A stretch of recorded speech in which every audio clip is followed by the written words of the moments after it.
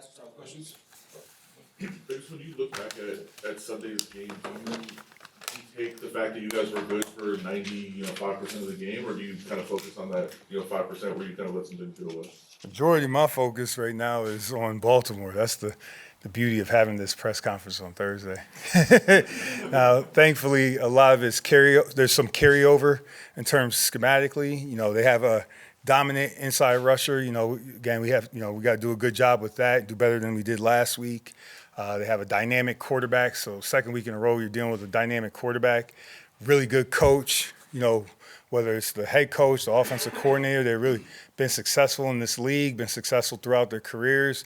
And then the challenge of a really big physical offensive line that's Baltimore Ravens football. I mean, having been in the AFC a bulk of my career, we understand what that is. You got to be ready to go. They're going to bring a certain physicality, home opener. They got the personnel to do it. It's reflective of the city. It's reflective of ownership. It's reflective of the GM and how and also how Ozzie built it when he was the GM. So I mean, it's a great challenge this week. You mentioned the importance of stopping the run, obviously, having Derrick Henry and Lamar. What do you think you guys, as the Raiders, need to improve in terms of your run defense? One, I got to do a better job coaching it. Again, success for half a game doesn't count in this league. So I got to do a better job coaching it. Got to do a better job with the calls, make sure that we're putting the guys in the right spot.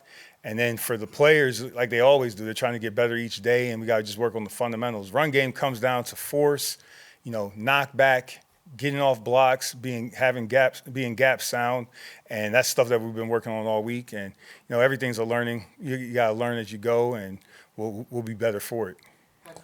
Lamar is a guy that if you're not gap sound, You could be gap sound and still be a problem. Correct. But if you're not gap sound, it's just almost impossible. Yes. I'm just curious. Adam Butler is very respected as a guy who's terrific at staying in the gap. How important is a guy like him, and all of your guys, but this week especially, just staying in their lane and not letting your eyes deceive you? Defensive football is about assignment football, and especially when you're dealing with someone as dynamic as him on top of the receivers they have, who get involved in the run game, who also are options in terms of RPOs. And then you take, on top of that, the backs. We're going to talk about 22 in terms of, Derrick Henry, but, Hill is the real deal. I'm always excited to see players how they came up and having success. His entry into the second level, he's as sudden as anybody I've seen in the league, his ability to catch the ball. And just to answer your question, we got to do a great job of keeping their offense in the shoot. We got to do that. And the shoot is starting with the edges, but it's also gap integrity on the inside. And that's going to be huge this week because there's a bunch of home run hitters out there on the field.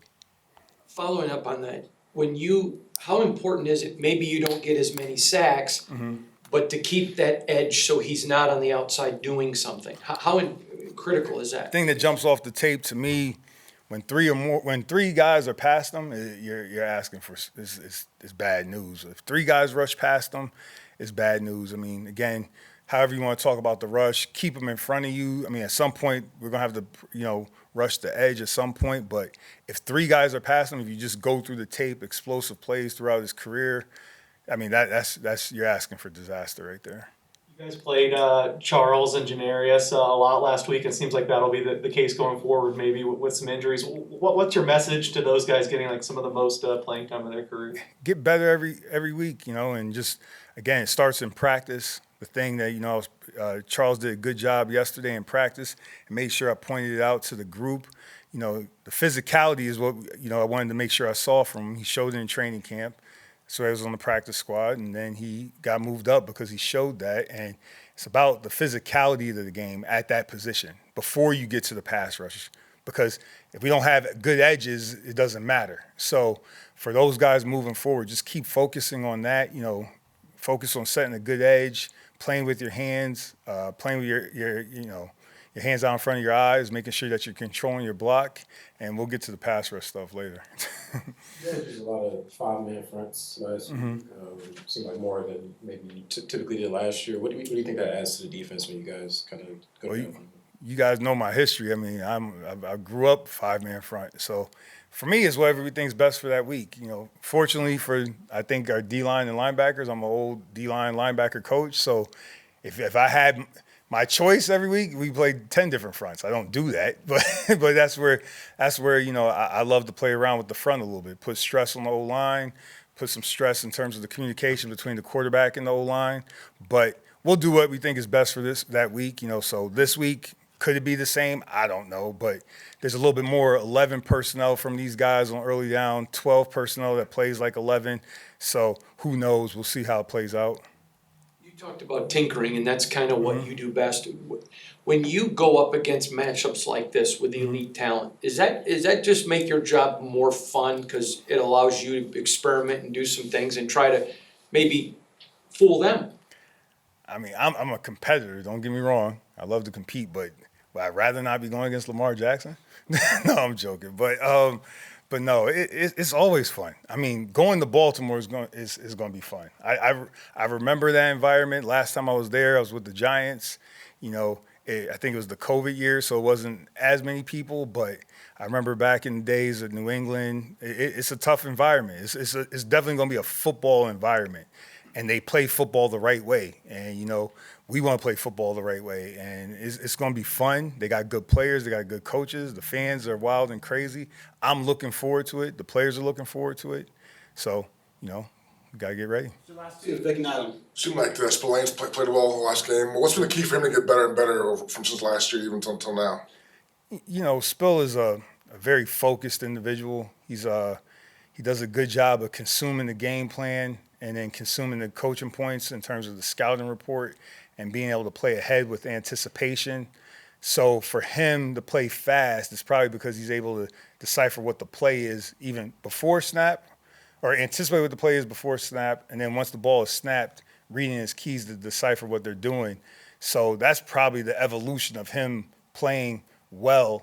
And, you know, it's not like he wasn't doing it before, but, you know, with experience, you get more reps, you get more looks at it, stuff happens quicker for you.